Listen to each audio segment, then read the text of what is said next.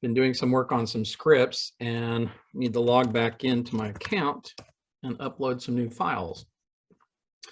So we're going to come in, start the upload process. The files that I'm working on right here are actually in my Python folder. So I'm going to load some Python components and I need to grab them from my local machine, and I'm going to grab all these AWS scripts.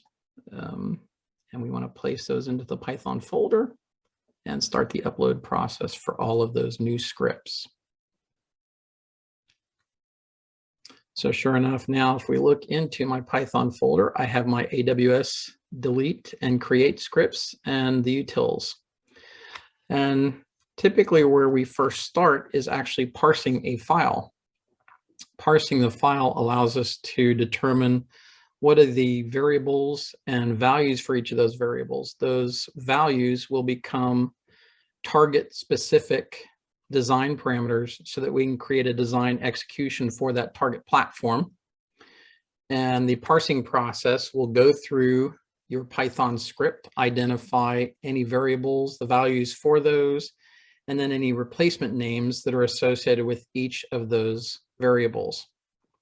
The values are actually stored in a CMDB-like persistent storage mechanism that can be used later when selecting the information for a targeted design execution.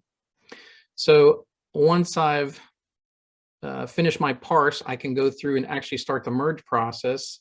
And the left-hand side of this screen is your original file, and the right hand is the replacement merge components. And one of the things I just noticed is that I'm actually skipping my access key and secret access key, and I really do want to be able to enter those during design execution. So I'm going to return to modify and say, I want you to skip the session component, but I want you to get all the individual fields within that object. So if we go through the merge process, sure enough, I am now doing the merge component for those. So I can save that script.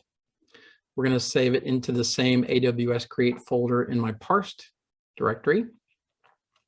And sure enough, if I go over to my parsed directory, I will now see that I have my DNS component is now in there.